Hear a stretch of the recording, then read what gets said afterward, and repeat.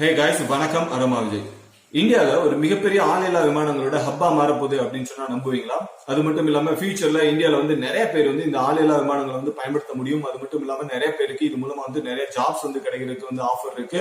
அது மட்டும் இல்லாம இதுல நிறைய இந்த ஆளில்லா விமானங்கள் பயிற்சி பள்ளிகள் கூட ஃபியூச்சர்ல திறக்கலாம் அப்படின்னு கூட சொல்லலாம். இந்த இடத்துல என்னடா சொல்ற, ஏதாவது கொஞ்சம் பொறுமையா புரியுற மாதிரி சொல்லடா அப்படின்னு சொல்லி பாப்பீங்க. சோ என்ன விஷயம் அப்படின்னு சொல்லி பாத்தீங்கன்னா, இப்ப கொஞ்ச நாளைக்கு முன்னாடி நம்மளோட இந்தியன் கவர்மெண்ட் ஒரு அனௌன்ஸ்மெண்ட் கொடுத்திருந்தாங்க. அதாவது இந்தியால ஒரு ஆளில்லா விமானங்களை கண்காணிக்கிறதுக்காகவும் அதை செயல்படுத்துறதுக்காகவும் ஒரு டிபார்ட்மெண்ட் அமைக்க போறோம் அப்படின்னு சொல்லியிருந்தாங்க. அது மட்டும் இல்லாம இதுக்காக ஒரு 1000 கோடி ரூபாய்க்கு மேல ஒதுக்கீடு செய்ய போறோம் அப்படின்ட்டு ஒரு அனௌன்ஸ்மெண்ட் கொடுத்திருந்தாங்க. இதை யார் அனௌன்ஸ்மெண்ட் பண்ணது அப்படின்னு சொல்லி பாத்தீங்கன்னா, டைரக்டர் ஜெனரல் சிவில் ஏவியேஷன் டிபார்ட்மெண்டோட செக்ரட்டரி இருப்பாரு பாத்தீங்கன்னா, அவர் தான் அனௌன்ஸ்மெண்ட் பண்ணியிருந்தாரு. ஓகே, இது மூலமா இந்த டிபார்ட்மெண்ட் என்னென்ன விஷயங்கள்லாம் பண்ணும் அப்படின்னு சொல்லி பாத்தீங்கன்னா, ஓவரால் நம்மளோட டிஜிட்டல் மேப் எல்லாத்தையும் அப்டேட் பண்ண முடியும் அப்படின்னு சொல்றாங்க. அது மட்டும் மொத்தம் இந்த ஆளில்லா விமானங்கள் எவ்வளவு இருக்குதோ அதுகள் எல்லாத்தையும் கண்ட்ரோல் பண்ற அதிகாரம் எல்லாம் இந்த டிபார்ட்மெண்ட்டுக்கு இருக்கும் அப்படின்னு சொல்றாங்க. சோ ஃபியூச்சர்ல இது மூலமா நிறைய பள்ளிக்கூடங்கள் திறக்கப்படும், பயிற்சி பள்ளிகள் திறக்கப்படும். ஏன் சம்டைம்ஸ் யூனிவர்சிட்டி கூட ஓபன் பண்ணலாம்.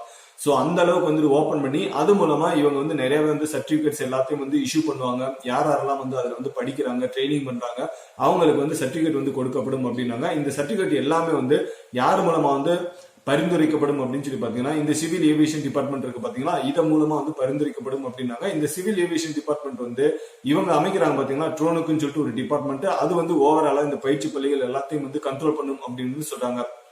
இந்த டிபார்ட்மெண்ட் மூலமா ஒரு பிரைவேட் ஸ்கூலோ ஒரு பிரைவேட் ஆர்கனைசேஷனோ அவங்க இந்த ட்ரோன் சம்பந்தமான பயிற்சிகள் எல்லாம் கொடுத்து அவங்க மூலமா சர்டிபிகேட் மாணவர்களுக்கு கிடைக்கிறதுக்கு வாய்ப்புகள் இருக்குதா இல்லையா அப்படின்றது எல்லாத்தையும் முடிவு பண்ற அதிகாரம் இந்த டிபார்ட்மெண்ட்டுக்கு இருக்கு அப்படின்னு சொல்றாங்க. இவங்களோட ரூல்ஸ் அண்ட் ரெகுலேஷன் என்ன போட்டிருக்காங்க அப்படின்னு சொல்லி பாத்தீங்கன்னா, இந்த ஆளில்லா விமானங்கள் இருக்கு பாத்தீங்களா, இதுல ரொம்ப சின்ன விமானங்கள் இருக்கும் பாத்தீங்களா, இந்த விமானங்கள் 50 ஃபீட் வரைக்கும் பறக்கலாம் அப்படின்னு சொல்லியிருக்காங்க. இதை நானோ விமானங்கள் அப்படின்னு சொல்லுவாங்க. அதுக்கப்புறம் மைக்ரோ விமானங்கள் அப்படின்னு சொல்லுவாங்க. இந்த மைக்ரோ விமானங்கள் 200 ஃபீட் வரைக்கும் பறக்கலாம் அப்படின்னு இருக்காங்க.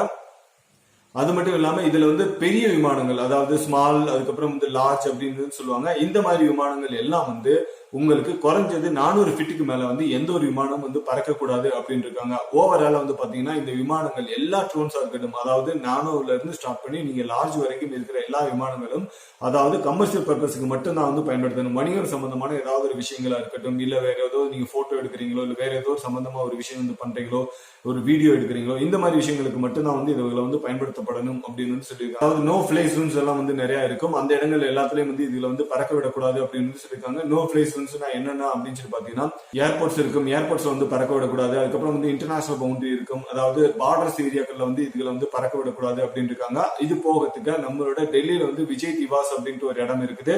அந்த இடங்கள்ல இதுல பறக்கக்கூடாது அப்படின்னு இருக்காங்க. உங்களோட ஸ்டேட் கவர்மெண்ட் இருக்கும் பாத்தீங்கன்னா, அந்த ஸ்டேட் கவர்மெண்டோட கேபிட்டல்ஸோட அந்த செக்ரட்டரியேட் ஆபீஸ் இருக்கும்ல, அந்த மாதிரி ஆபீஸ்கள் பறக்க விடக்கூடாது. ஐ மீன் தமிழ்நாடோட சட்டசபை இருக்கிற இடமா இருக்கட்டும், இல்ல இந்தியன் கவர்மெண்ட் இருக்கிற பார்லிமெண்டோட இடமா இருக்கட்டும், இந்த இடங்கள் எதுலையும் இதுல பறக்க விட முடியாது.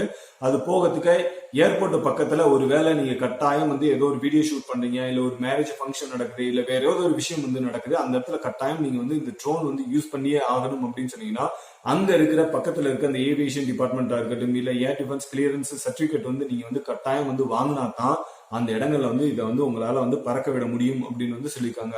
ஒருவேளை நீங்க இந்த மாதிரி ஏதாவது பண்றீங்க அப்படின்னு சொன்னா, நீங்க கட்டாயம் அங்க பக்கத்துல இருக்க அந்த பிளைட் இன்ஃபர்மேஷன் சென்டர்ல போயிட்டு நீங்க ஒரு கிளியரன்ஸ் சர்டிபிகேட் வாங்கிட்டு அதுக்கப்புறம் இது எல்லாத்தையும் பண்ணா அவங்களுக்கு பெட்டரா இருக்கும் அப்படின்னு தான் சொல்லணும்.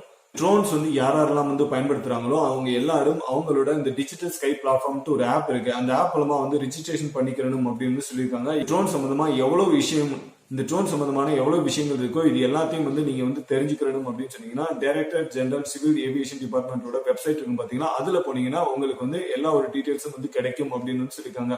இது மட்டும் இல்லாம இந்த ஒரு விமானங்களை நீங்க பறக்க விடணும் அப்படின்னு சொன்னா கூட இவங்க கிட்ட கட்டாயம் பெர்மிஷன் வாங்கணும் அப்படின்னு சொல்றாங்க. இந்த ஆப் மூலமாக அந்த ப்ரோசஸ் நடக்கும்.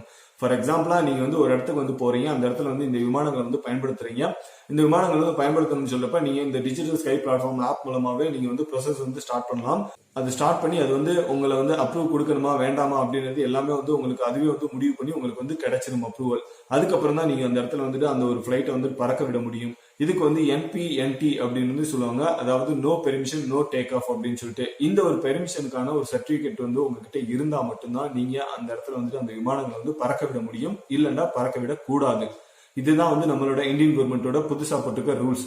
ஓகே, இப்ப அடுத்ததா வந்து பாத்தீங்கன்னா என்னென்ன விமானங்கள் வந்து இருக்கு, இந்த ஆளில்லா விமானங்கள், சின்ன சின்ன விமானங்கள் எத்தனை வகையா வந்து இந்தியாவுக்குள்ள வந்து பிடிச்சிருக்காங்க அப்படின்னு சொல்லி பாத்தீங்கன்னா, நானோ விமானங்கள் அப்படின்வாங்க. இது வந்து 250 கிராம் வந்து வெயிட் வரைக்கும் இருக்கும். அதுக்கப்புறம் வந்து மைக்ரோ விமானங்கள் அப்படின்வாங்க. இது 250 கிராம்ல இருந்து 2 கிலோ வெயிட் வரைக்கும் வந்து இருக்கும். அதுக்கு இந்த ஸ்மால் விமானங்கள் அப்படின்வாங்க. இந்த ஸ்மால் விமானங்கள் வந்து 2 கிலோல இருந்து 25 கேஜி வரைக்கும் வந்து இருக்கும். அது மீடியம் விமானங்கள் அப்படின்னு சொல்லுவாங்க. இந்த மீடியம் விமானங்கள் வந்து 25 கேஜில இருந்து 150 கேஜி வரைக்கும் வந்து இருக்கும். அதுக்கப்புறம் வந்து லார்ஜ் விமானங்கள் அப்படின்னு சொல்லுவாங்க. இந்த லார்ஜ் விமானங்கள் வந்து 150 கேஜியை விட அதிகமான ஒரு வெயிட்ல வந்து இருக்கிறது தான் வந்து லார்ஜ் ஆளில்லா விமானங்கள் அப்படின்னு சொல்லுவாங்க. ஓகே, இந்த விமானங்கள் எல்லாம் வந்து கட்டாயம் நீங்க வந்து இந்த டிஜிட்டல் ஸ்கை பிளாட்ஃபார்ம் வந்து ரிஜிஸ்ட்ரேஷன் பண்ணிருக்கணும்.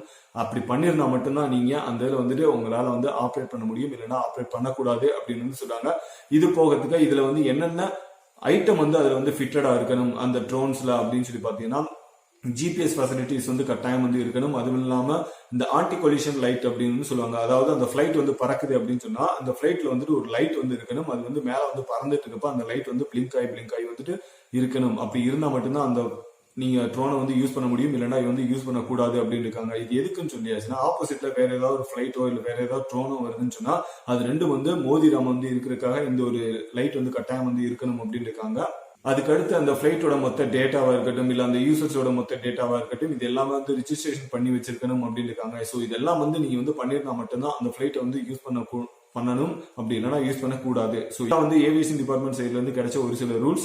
இவ்வளவு ரூல்ஸ் வந்து போட்டாங்கல்ல, அது மட்டும் இல்லாம நீ கூட வந்து ஸ்டார்டிங்லேயே வந்து சொன்ன நம்மளோட நாட்டுக்குள்ள வந்து நிறைய இடங்கள்ல வந்து இந்த ட்ரோன்ஸ் வந்து கூடிய சீக்கிரம் வந்து பயன்படுத்துவாங்க அப்படின்னு சொல்லிட்டு. ஸோ அதுக்கெல்லாம் வந்து என்ன ரீசன் அப்படின்னு சொல்லி பாத்தீங்கன்னா, இப்ப ரீசெண்டா கொஞ்ச நாளைக்கு முன்னாடி நம்மளோட இந்தியன் ஆர்மிக்கு ஒரு சில ட்ரோன்ஸும் வந்து கொடுக்கப்பட்டது. யார் மூலமா வந்து கொடுக்கப்பட்டது அப்படின்னு சொல்லி பாத்தீங்கன்னா, நம்மளோட DRDO இருக்காங்க பாத்தீங்கன்னா, அதாவது டிஃபென்ஸ் ரிசர்ச் டெவலப்மெண்ட் ஆர்கனைசேஷன் ஒரு அமைப்பு இருக்கு. இந்த அமைப்போட மொத்த வேலை என்ன அப்படின்னு சொல்லி பாத்தீங்கன்னா, நம்மளோட பாதுகாப்பு சம்பந்தமான கருவிகளை வந்து உருவாக்குறதா இருக்கட்டும், இல்ல வேற ஏதாவது ஒரு எக்யூப்மெண்ட் வந்து தயாரிக்கிறதா இருக்கட்டும், இது எல்லாத்தையும் வந்து இந்த DRDO தான் வந்து ப்ரொடெக்ட் பண்ணுவாங்க.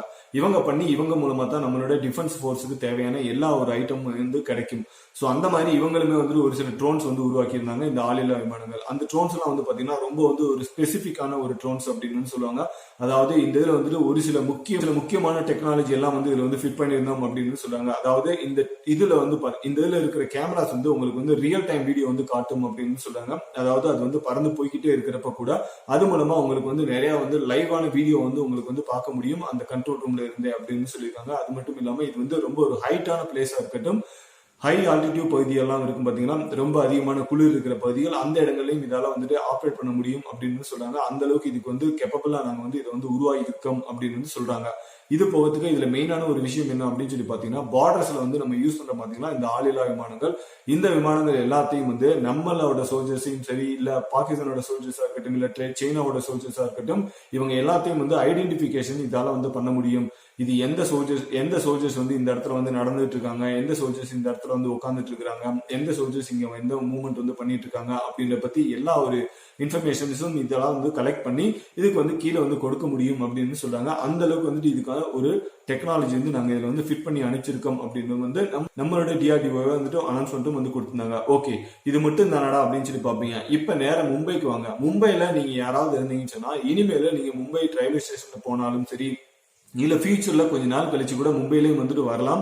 அங்கேயும் வந்து நிறைய இந்த ஆளில்லா விமானங்கள் வந்து கண்காணிக்க போகுது அப்படின்னு தான் வந்து சொல்லணும். என்னடா அப்படின்னு சொல்லி பாத்தீங்கன்னா, ஆல்ரெடி வந்து மும்பையோட ரயில்வே டிபார்ட்மெண்ட் இருக்கு பாத்தீங்களா, அவங்களுமே இது சம்பந்தமா நிறைய வந்துட்டு விமானங்கள் வந்து வாங்க ஆரம்பிச்சாங்க. கிட்டத்தட்ட இது வரைக்கும் வந்துட்டு ஒரு 9 விமானங்கள் வந்து வாங்கி இருக்கிறாங்க. ஸோ இந்த இதுக்கு வந்து ஒரு 31 லட்சத்துல இருந்து 32 லட்சம் ரூபாய் வரைக்கும் வந்து அந்த மும்பை ரயில்வே டிபார்ட்மெண்ட் வந்து செலவு பண்ணியிருக்கு. அது மட்டும் இல்லாம இன்னும் ஃபியூச்சர்லயும் நாங்க வந்து ஒரு 17 வகையான விமானங்கள், ஆளில்லா விமானங்கள் வந்து வாங்குவோம் அப்படின்னு வந்து சொல்லியிருக்காங்க. இந்த விமானங்கள் எல்லாம் வந்து அங்க இருக்கிற அந்த ரயில்வே ஸ்டேஷனோட பிளாட்ஃபார்மா இருக்கட்டும், இல்ல அந்த ரயில்வே டிராக்ஸா இருக்கட்டும், அந்த ட்ரெயினா இருக்கட்டும், இது எல்லாத்தையும் வந்து செக்யூரிட்டிக்கு பர்பஸ்க்காக நாங்க வந்து பயன்படுத்துவோம் அப்படின்ட்டு அங்க இருக்கிற அந்த ரயில்வே டிபார்ட்மெண்ட் வந்து ஒரு அனௌன்ஸ்மெண்ட் கொடுத்திருக்கு. இது எல்லாம் வந்து கண்ட்ரோல் பண்ற அதிகாரம் வந்து யார்கிட்ட இருக்கும் அப்படின்னு சொல்லி பாத்தீங்கன்னா, ரயில்வே ப்ரொடெக்ஷன் ஃபோர்ஸ் இருக்காங்க பாத்தீங்கன்னா, அவங்க கிட்ட தான் வந்து இருக்கும் அப்படின்னு சொல்லியிருக்காங்க. அது மட்டும் இல்லாம இந்த ரயில்வே ப்ரொடெக்ஷன் ஃபோர்ஸ்ல இதுக்காக நிறைய பேருக்கு பயிற்சிகள் வந்து கொடுத்துட்டு இருக்காங்க அப்படின்னு தான் வந்து சொல்லணும். 9 பேருக்கு வந்து இது வரைக்கும் வந்து அதை வந்து எப்படி வந்து மெயின்டெனன்ஸ் பண்ணணும் அப்படின்றதுக்கான பயிற்சிகள் வந்து கொடுக்கப்பட்டிருக்கு அப்படின்னாங்க. இதுல வந்து ஒரு 4 பேருக்கு வந்து ஒரு 4 பேருக்கு மேல வந்து அந்த ட்ரோன்ஸ் வந்து எப்படி ஆப்ரேட் பண்ணணும், அதை வந்து எப்படி கண்ட்ரோல் பண்ணணும் அப்படின்ற மொத்த ஒரு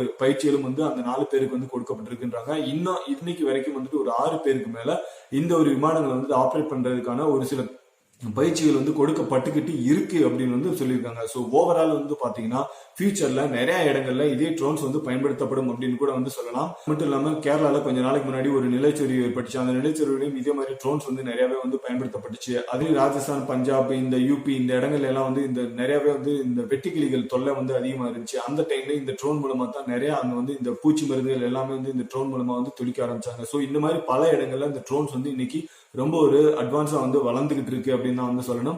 அது மட்டும் இல்லாம எல்லா இடங்களையும் இந்த ட்ரோன்ஸ் வந்து பயன்படுத்துறதுனால இன்னைக்கு அது மட்டும் இல்லாம எல்லா இடங்களையும் இந்த ட்ரோன்ஸ் வந்து பயன்படுத்துறதுனால தான் நம்மளோட சென்ட்ரல் கவர்மெண்ட் இந்த இதுக்கான ஒரு சில ரூல்ஸ் அண்ட் ரெகுலேஷனும் கொஞ்சம் நாளைக்கு முன்னாடியே வந்து அவுட் பண்ணியிருந்தாங்க அப்படின்னு தான் வந்து சொல்லணும். ஸோ மேபி ஃபியூச்சர்ல உங்களோட குழந்தையா இருக்கட்டும், இல்ல நம்ம எல்லாரோட குழந்தைகளும் வந்து சம்பந்தமான நிறைய விஷயங்கள் படிக்கிறதுக்கும் அவங்க வந்து தெரிஞ்சுக்கிறதுக்கும் வந்து சான்ஸ் இருக்கும். இது மூலமா நிறைய ட்ரோன் ஆபரேட்டர்ஸ் வந்து நிறையவே வந்து உருவாகிறதுக்கும் நிறைய சான்ஸ் இருக்கும் அப்படின்னு தான் வந்து சொல்லணும்.